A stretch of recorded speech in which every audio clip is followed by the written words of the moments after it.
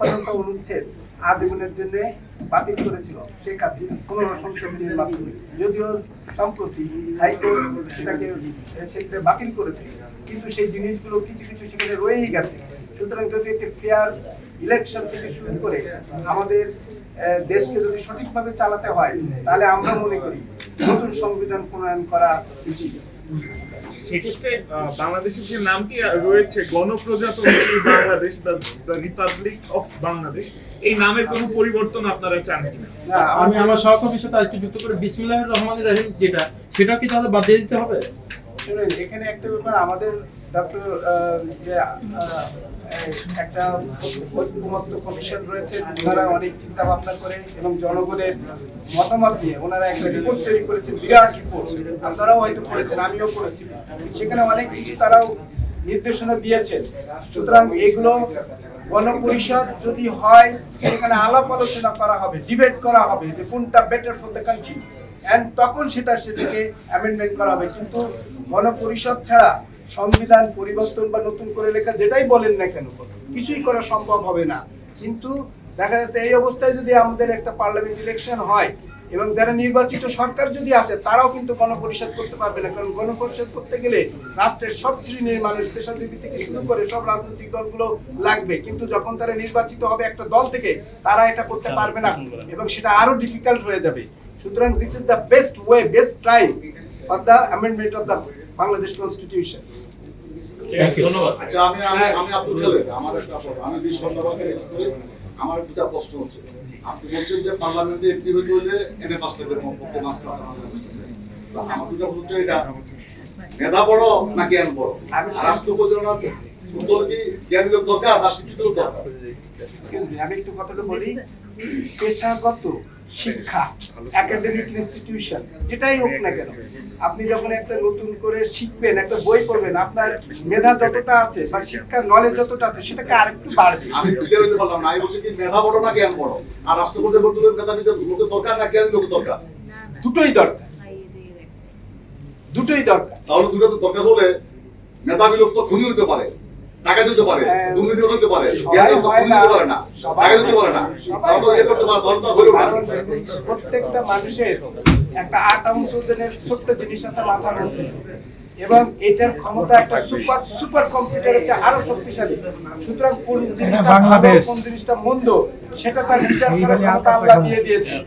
এখন সে যে ভুল করে, যখন সে তার আয়ত্তের বাইরে চলে যায়, কোনো মানুষ কিন্তু নিজেকে খারাপ বলে এটি তো চায় না। একটা চোরও চায় যে একটা মানুষ আমাকে যেন ভালো বলে।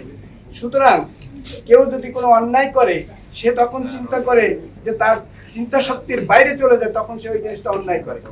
সেই জন্য মেধাবী এবং শিক্ষিত দুটোই দরকার আমাদের আছে, এবং জ্ঞানটা আসে মেধাবী এবং শিক্ষার মাধ্যমে জ্ঞানটা আছে। এটা আমাদের পলিটিক্যাল একটা যে শিক্ষিত মানুষদের হাতে ক্ষমতাটা থাকুক, তার জন্য আমাদের ব্যক্তিগতভাবে শিক্ষিত মানে মাস্টার ডিগ্রি লেভেলের হাতে একটা parliament member, because the parliament is the power of the nation, parliament is the centre of the power. সুতরাং এখানে মেধাবী এবং শিক্ষিত, এবং যার মেধা থাকে না সে শিক্ষিত হতে পারে না, ঠিক আছে? সুতরাং দুটো অঙ্গাঙ্গিভাবে জড়িত, এবং আমাদের দুই ধরনের সংমিশ্রণে যে ব্যক্তিগুলো আছে তারা আমাদের পার্লামেন্টে আসুক, এটাই আমরা চাই। ঠিক আছে, ধন্যবাদ। কি আমাদের দেশের এই দলগুলো আছে, সবাই চাচ্ছেন বাহাত্তরের সংবিধান পুরোপুরি বাতিল। রাজন ভাই কিছু জেনেও বলতে পারি না। বাহাত্তরের সংবিধান পুরোপুরি বাদ দিলে গণপ্রজাতন্ত্রী বাংলাদেশ সরকার কিন্তু বাতিল হবে।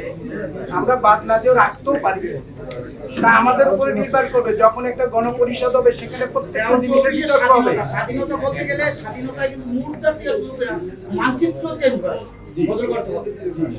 আমরা মানচিত্র নাও চেঞ্জ করতে পারি, রাষ্ট্রের জন্য যেটা বেটার, গণপরিষদ যদি হয় সেখানে ডিবেট হবে, প্রত্যেকটা জিনিস আলোচনা করবে, what is the better for the nation, what is the better of the country, তখন সেটা হবে। এখন আপনি আমি এক্স্যাক্টলি বলতে পারবো না হু ইজ দ্য বেটার, তবে বিভিন্ন জিনিসগুলো সামনে এসেছে, এগুলো বিতর্ক হবে। আপনি যখন বিতর্ক বললেন যে রাষ্ট্রের এই জিনিসগুলো বাদ দিতে হবে, কিন্তু আরেকজন বলবে না এটা রেখেও যদি করা যায় তাহলে আমরা সেটা করবো। সুতরাং এটা আলোচনার ব্যাপার, ডিবেটের ব্যাপার।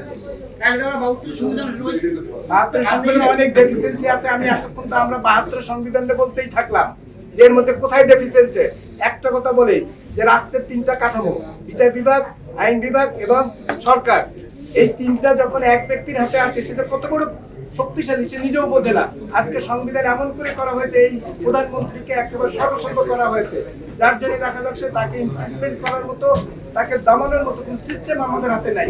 ট্রেন যদি চলাই শুরু করে ওই ট্রেনের ব্রেক নাই। সুতরাং আমাদের এমন কিছু করতে হবে যে যখন দেখছি ট্রেনটা লাইনচ্যুত হতে পারে আমরা যেন ব্রেক করতে পারি, যার জন্য সংবিধানে এই জিনিসগুলো আনতে হবে। আমাদের দেশে রাজনৈতিক দলের নেতৃবৃন্দ বলেন, কিসের স্বাধীনতা? শোনেন একশো স্বাধীনতা কি?